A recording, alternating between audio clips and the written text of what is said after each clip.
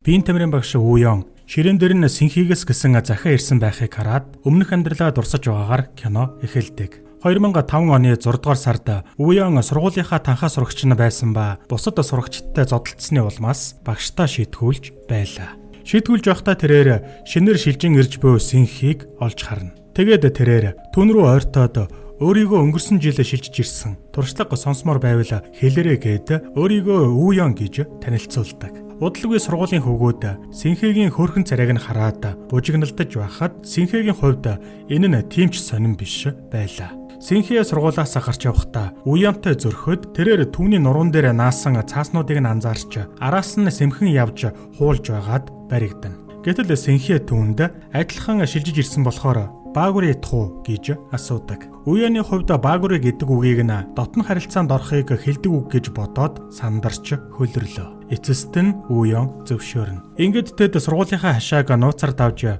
Синхэ амттай дог бүгийн идмээр байна гэснээр тэд идцгээдэг. Оройн Уян хүнсний дэлгүүр орохдоо хамгаалалт худалдаж авах ба тэр түүнд юу худалдаж авснаа хэлсэнгүй. Уян түүнээс чи хэддүгээр ангид байхдаа анх баагурыг хийсэн юм гэж ичингүүрэн асуухад Синхэ 8 дугаар ангид байхдаа гэж хариулв. Гэтэл Уян 8 дугаар ангидаа том хүний юм хийнэ гэдэг арай эрт шүү гэж хэлээд инээмсэглэлээ. Үүнийг нь сонсоод Синхэ том хүний юм аа гэж гайхан эргэлзэж байгаад түүнийг хамгаалалт авсныг нь мэдснийхээ дараа Уяныг юу бодоод байгааг нь ойлгоно.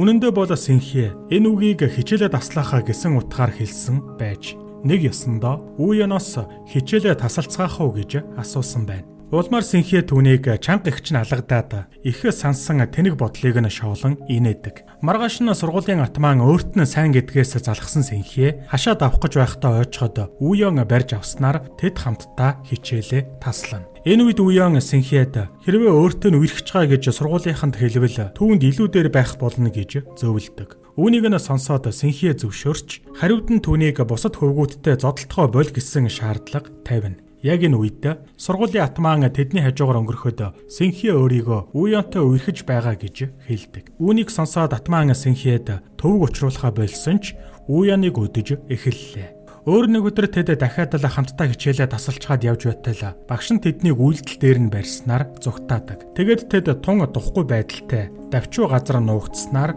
Уян дэвчих гэж хичээсээр. Нэг өдөр сургуулийн атман түүнийг өдөж зодтолдох гэсэн ч Уян Синхэд өгсөн амлалтандаа эзэн болж түүнтэй зодтолцсонгүй. Энэ үйлдэлээр Уян өөрийнхөө муу зуршлыг засч чадна гэдгээ Синхэд харуулна. Тэгээд тэр хоёроо гадаа явж байтал Синхэ өнгөрч байгаа ачааны машиныг хараад нүүр буруулан зогслоо. Энэ нь түүнийг маш ихээр айлгсан тул тэр юм ч идэлгүй хэд хоног сэтгэл нь таагүй байсаар. Тиймээс түүний сэтгэлийг нь засахын тулд Уян сургуулийн үйлдлийн өрөөнд очин сургууль даяар цацаж Синхэгийн дуртай дууг нь дуулдаг. Хэдийгээр энэ үйлдэлээс болж асуудалд ордогч түүний хувьд Синхэг л аз жаргалтай болгож байвал бусад зүйл хамаагүй. Дараа нь Уян түүнд хүссэн үедээ дуугаа сонсох боломжтой MP3 тоглуулагч бэлэглэнэ. Хариуд нь Синхэ түүний гаран дээр үнсэлцэж буй хосуудын зургийг нь зурж өгснөөр Уян түүнийг эв хавгүйхан үнслээ. Маргааш нь Синхэ хичээлдээ ирээгүй болохоор Уян тэдний гэрт очиход аав нь согтуу бүх зүйлээ эвдэлчихсэн байдаг. Улмаар Синхэ түүнийг хараад цочирдож түүнд яв гэж хэлнэ. Дараагийн хэдэн өдрүүдэд ч Синхэ хичээлдээ ирсэнгүй. Гэтэл Уянд түүнээс дуудлага ирлээ. Тэрээр аав нь ээжийг нь болон өөрийг нь олчихсан болохоор нүүхээс өөр арга байхгүй гэдгийг хэлв. Үнэн дээр Синхэ ээжийнхээ хамтаар архины хамааралтай аваасаа зугтаасаар өдийг хүрчээ. Тиймээс л тэд нэг газраас нөгөө газар руу нүүдэг байж. Ингээд Синхэ хаашаа явхаа хэлэлгүйгээр нулимс туслуулан салах ёс хийлээ. Одоо цаг үед Уян нэг сурагчтай сэтгэлийн дэм хайрлахаар ариун цэврийн өрөөнд сууна. Тэрээр сурагчийгаа эр хүн байж ганц охиныг мартаж чадахгүй хичээлээ таслаад уйлаад сууж байвал эргэж ирнэ гэж юу? Багш нь ахлах сургуулаа төгсөөд юу хийснийг мэдхүү. Хичээлдээ муу болохоор их сургууль дэлсэж чадахгүй. Шарсан дахианы газарт дахиад шардаг байлаа. Багшийг нь тэнд ажилдаг байхад яг миний сонирхдаг төрлийн оюутан охин ирдэг байсан. Би сайн ярилцдаг. Бас дахиад нэмж өгөхөөр надад амттай кофе авчирч өгдөг байсан юм л да. Нэрээ кофе гэснээс амт чанар нэр төрөл үнээрээ Монголын кофений зах зээлд шин тесрэлт хийхээр Солонгосын алдартай Mega Coffee Shop Монголд нээлттэй хийлээ. Та нэг кофений үнээр 2 дахин илүү хэмжээтэй Double Shot Ice Americano ууна гэд боддоо. Үүнээс гадна AD Smoothie Frappe зэрэг 80 гаруй төрлийн уух зүйлстэй. Тэр нь яг л нэр шигээ мега савлгаатай. За тэгээд шинэхэн амтыг мэдрэхийг хүсвэл Mega Coffee-г зориорой. Дэлгэрэнгүй мэдээллийг энэхүү QR кодыг уншуулж ороод аваарай. Тэгэд багш нь үрхий гэж гуйхад юу гэснийг мэдхүү. Би их сургуульд орж чадаагүй эрэгтэйд дургүй гэж хариулсан. Гэж хэлснээр Уяны ахлах сургуулаа төгссөн үеийн амьдралаар үйл явдал үргэлжлэнэ. Одоо тэрээр огтхон ч их сургуульд орно гэсэн бодлогыг дахиад шарж зардаг болжээ. Гэтэл түүний найз Хангуг их сургуулийн сэтгүүлийг түүнд өгснөөр Уян Синхегийн зургийг нүүрэн дээрээс нь олж харан тэнд сурч байгааг нь олж мэддэг. Ингэснээр Уян түүнтэй хамт нэг сургуульд сурах хүсэл эрмэлзэлтэй болно. Энэ талаараа эцэг эхтэй хэлэхэд тэд хүүгээ толгой муутай болохоор нь басаж шоолсноор түүний шарыг улам ихээр хөдлөглөө. Эцэст нь Уян шалгалтандаа тэнцэж Синхег олохыг хичээнэ. Тэгээд өнгөрсөн үеэ санаж ойролцоох дог бүгний газарт очисноор тэндээс олж чадлаа. Синхе загвар зохион бүтээгч болохоор загварын ангид сурдгаа хэлнэ. Удалгүй Уян түүний амьдардаг түрээсийн оюутны байранд ордогч Синхе өөрийгөө найз залуутай болсон гэдгээ хэлв. Энэ магадлалын талаар бодож үзээгүй тэрээр цохилтонд орно. Түүний найз залуу нь Америк хөл бөмбөгийн багийн ахлагч. Тиймээс Уян хөл бөмбөгийн багт нэгдэхээр шийддэг. Тэр хоёр санамсаргүй хэрэгээр цагдаагийн газар түрээ саатуулагдахдаа Уян Синхегээс найз залуугийнхаа юунд нь болсныг асуухад Синхе түүнийг анх хараад 3 секундэд л сайн болсон гэж хариулв. Тэр түүнд анхны харцаар дурлсан бөгөөд Уян одоо түүнийг нэгэнтээ алдснаа ойлголоо. Хожим нь Уян Синхегийн төрсөн өдөр өнөөдөр гэдгийг санаад цэцэг худалдаж аван түүнд бэлгэлэхээр төлөвлөдөг. Харамсалтай нь тэр найз залууна Синхед хүзүүний зүйлд өгч байгааг харна. Улмаар тэдний машины цонхыг нь хагалчаад Уян гүйлээ. Дараа нь номын санд Уян Синхегийн найз залууг өөр охинтой хамт Европ руу аялна гэж ярихыг сонсов. Гэтэл тэмцээний үеэр найз залуу нь тэмцээнд хожихол юм бол Синхед ч бас Европ аялна гэж амласан тухайга хэлдэг. Үүнийг нь мэдсэн Уян багийнхнаа хожилт хүрэхэд нь туслахгүй байсан ч Синхегийн байгаа байдлыг хараад эцэст нь хожлын оноог авч бага ялалтад хүргэнэ. Улмаар багийнхан түүнд баяр хүргэхэд Уян Синхегийн найз залууг зоддог. Хожим нь Уяныг цэргийн алба хаахаас өмнө Синхе өөрийг нь хуурч байсныг мэдээд найз залуугаас салсан байх ба Уяныг цэргийн хуаранд хүргэхээр явлаа. Оройн тэд арх ууж хамтдаа шөнийг өнгөрүүлдэг. Гэхдээ тийм ч сайхан шөнийг биш. Нэлээд ууснасаа болж согтсон Уян гадаах хүйтэн жорлонд ороод тасарчээ. Улмаар тэр баастайгаа хутгалдаж харин Синхе түүний хувцсыг нь угааж баасыг нь цэвэрлсэн байна. Тэгээд түүнийг ичвэртэй байдалд оруулахгүй гээд өглөө эрт орхиод явдаг. Уян энэ явдлаасаа болоод ичсэндээ түүнтэй холбоо бариагүй байна. Тиймээс хэдэн жилийн хугацаанд тэд тусдаа байжээ. Уян баян найз бүсгүйтэй болсон ба одоо тэрээр бялдаржуулах төвд хувийн дасгалжуулагчаар ажилладаг. Нэг өдөр тэрээр Синхег гудамжинд хараад түүнийг даглаа. Тэрээр зураг авалтанд ордог цагийн ажил хийдэг одоогоор ганц бие байв. Улмаар Уян түүний зураг авалтын ажилд нь жолоог нь барьж өгөхийг санал болгодог. Зураг авалтанд орох ажил маш сайн мөнгө олдог. Тийм болохоор Синхе загвар зохион бүтээгч болно гэсэн бодлоо бараг л хайсан байсан ч Уян түүнд мөрөөдлийг нь дахин сануулна. Нэг өдөр тэд зураг авалтын талбай руу явж байхад продюсер нь Синхе рүү залгаж эмэгтэй дүр шаардлагагүй болсныг хэлдэг. Сэтгэлийг нь засахын тулд Уян түүнийг ойролцоох нууц газар урьж авчирна. Тэд өнгөрснөө дурсаж хөөцөлдөж байгаад Уян түүнийг үнсэх гэсэн ч Синхе түүнийг найз бүсгүйтэй болохоор болиулав. Оройн хүрэж өгөөд Уян одоо ч түүнд сайн гэдгээ илэрхийлнэ. Тэгэд түүнээс бас асуухад Синхе түүнтэй байхад сайхан байдаг ч гээд үгээ үргэлжлүүлж амжаагүй байтал Уян ийм байхад болно гээд шуутхан л хөдөллөө.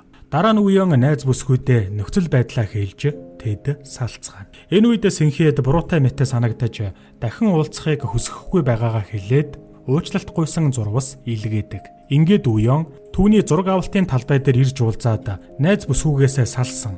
Зөвхөн түүнтэй байхыг хүсэж байгаагаа хэлнэ. Үүнийг нь сонссон Синхе эргэлзэн явах гэж байтал дээрээс самбар унаж Уян түүнийг аварч өөрөө цохиулна. Оройн тэд эмлэгт цуг байлаа. Гэмтлээсээ болоод Уян сорилтондоо оролцож чадхааргүй болжээ. Дахиад хэдэн жил өнгөрч тэд одоо хамтдаа амьдардаг болсон байв. Уян ажилгүй хэвээр харин Синхэ загвар зохион бүтээгч болсон байлаа. Тэд яг л шинэ хосууч шиг жаргалтай амьдарч хорон мөч бүрт аз жаргалыг мэдэрдэг. Удалгүй Уян ажилгүй болохоор мөнгө олж чадахгүй байгаадаа сэтгэл дундуур байдаг болжээ. Түүний найз нь хурмаа хийх гэж байхад Уян Синхэтэй гэрлэх мөнгөгүйдээ санаа нь зовж уурандаа уур амьсгалыг эвдэн. Синхэ ослоос болж Уян нуруугаа гэмтээсэн нь биеийн тамирын үндсэн багшийн ажилтай болоход нь саад болж үүнд нь Синхэ өөрийгөө буруутгадаг. Хэдэн хоногийн дараа Синхэ түүнд компани нь түүнийг Бэлэг рүү явуулахар болсныг хэлэхэд Уян зүгээр л яв гэж хариулав. Үүнийг нь сонсоод Синхэ сэтгэл дундуур байгаагаа илэрхийлэхэд Уян битгий яваач гэж гуйсан чи явна л үсттэй гэж хэлдэг. Бас нэгэн өдөр Синхэгийн аав нь нас барлаа. Хэдийгээр тэр насан туршдаа аавыгаа үзэн ядаж байсан ч энэ удаад гуниглана. Дараа нь гадаа Уян найздаа өөрийнхөө бодлыг хуваалцдаг. Хэрвээ Синхэтэй уулзаагүй байсан бол одоо хаана юу хийж байгаа бол гэж боддгоо хэлнэ. Үндсэн багшийнхаа ажлыг хийгээд магадгүй баян найз бүсгүйтэйгээ гэрэлчихсэн амьдарч байгаа байх гэлээ. Тэр бэртэл авсан ослоос Синхэг аварсандаа харамсаж байгаа бололтой гэмээр зүйлсийг ярьдаг. Гэвч найз нь түүний энэ утгагүй яриаг нь дасалж сэтгэл санааг нь өөдөн татахыг хичээсэн ч нэмэр болсонгүй. Тэр одоо хүртэл ажилгүй байгаа нь Синхэгийн буруу мэтээр ярьсаар. Синхэтэй уулзснаас хойш л амьдрал нь бүтлгүй болсон гэх мэтээр. Харамсалтай Синхэ энэ бүх яриаг нь сонсоод урам нь хугардаг. Синхэ түүнээс үнэхээр харамсаж байгаа эсхийг нь асуухад Уян хариулсангүй. Улмаар тэр Уянд гомдлож өөр дээр нь ирсэн нь түүний шийдвэр байсан болохоор энэ бүхэндээ намайг буруутгах хэрэггүй гэдгийг хэлнэ. Тэр уучлалт гуйсан ч Синхэ түүнд хэтэрхий ихээр гомджээ. Түүний аав нь бүтлгүйтэх болгондоо ээжийг нь буруутгадаг байсныг хэлээд энэнээс ямар ч ялгаа алга гэж Уяныг зөөрлөн салцгаая гэж хэлдэг. Түүний хамгийн хайртай залуу нь өөртөө нь уулзсандаа харамсаж байгаад Синхэгийн сэтгэл шархалж байлаа. Хожим нь тэд цэцэрлэгт уулзахад Синхэ түүний бэлгэлсэн MP3 тоглоулагчийг сонсож байв. Өмнө нь тэрээр аав нь зоох бүрт дуртай дуугаа сонсдог байсан бол харин хизээч Уянаас болж дуртай дуугаа сонсно гэж бодож байгаагүйгээ хэлдэг. Улмаар Уян өмнө нь сөгдөж ахин нэг удаа уучлалтгүй удахгүй ажилд орох гэж байгаагаа хэлв.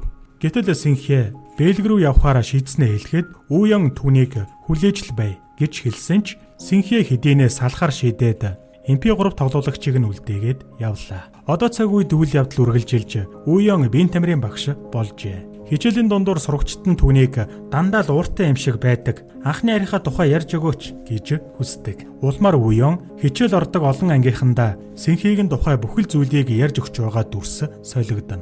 Түүний анхны гэм зэмгүй гэнэ хайрын тухай бодол түүний толгойд одоо ч байсаар. Нэг өдөр Синхэ түүнтэй уулзахаар сургууль дээр нь ирлээ. Тэрээр Бэлгээс ирээд 1 сар болж байгаа гээд өөрийн биеэр хэлсэн нь зөв гэж шийдсэн болохоор түүнд удахгүй хурмаа хийх гэж байгаагаа хэлдэг. Уур амьсгал жаахан таагүй байгаа ч Уян түүнийг хурмын урилга явуулаарай гэж хэлнэ. Хурмын өмнө Уян найзуудтайгаа ууж байгаад согтож бүх зүйлд ууралсаар. Тэгээд тэр найзуудтай тусгаарлалтанд гарцгаая гэж хэлснээр маргааш нь нууранд загасчилдаг. Тэд Уянд Синхэгийн хурмын тухай бодогдуулахгүй тулд шөнжингөө энд байхаар төлөвлөсөн байна. Ингээд найзууд нь унтаж Синхэг өөр хүнтэй хуримлаж байгаа гэж бодохоор сэтгэл нь шархалж Уян нулимс туслуулна. Гэтэл нэг зүйл түүний бодлыг нь өөрчилж тэрээр хурминд орохоор шийддэг. Өглөө эрт тэр найзуудаа сэрээж өөрт нь туслахыг хүслээ. Тэр яг юу төлөвлөж вэ? Найзууд нь Синхэгийн өрөөний үүдэнд зогсож түүнийг өрөөнд ганцаар ангин байлгана. Энэ үед Уян түүнийг хурмаа хийхээс өмнө хувийн чухал зүйлсээ хэлэхээр өрөөнд нь орж ирдэг. Уян өөрт нь Синхэг шархлуулах тийм бодол төрсөнд харамсаж байгаагаа хэлв. Синхэгийн ачаар тэрээр одоо өөрийгөө хэн болсныг ойлгосноо хэлдэг. Тэр түүнийг ахлах сургуульдаа зодон хийдэг муу зуршлаас нь салгаж их сургуульд ороход нь түлхэц өгснөөр одоо үндсэн багш хийж байгаа. Уян амьдралаа өрн таран хийж болох л байсан. Гэхдээ Синхэ түүний амьдралд орж ирснээр одоогийн Уяныг бий болгосон. Хэдийгээр зүрх сэтгэлд нь хэцүүхэн байгаа ч тэр Синхэд аз жаргал хүсдэг. Хариуд нь Синхэ уйтгартай амьдралыг нь өнгөөр бодож өгдөгт талархлаа илэрхийлнэ. Синхэгийн хувьд ч мөн адил Уянгүйгээр энд одоо ингээд зогсож байхгүй. тэр түүний хамгийн хүнд хэцүү үеүүдэд дандаа хажууд нь байсан билээ. Ингээд Турмын үйл ажиллагаа эхэлж хэдий хэцүү байгаа ч Синхигийн аз жаргалтай байх юу юунаас илүү чухал учраас Уу Ён инээмсэглэж байгаагаар кино төгсдөг.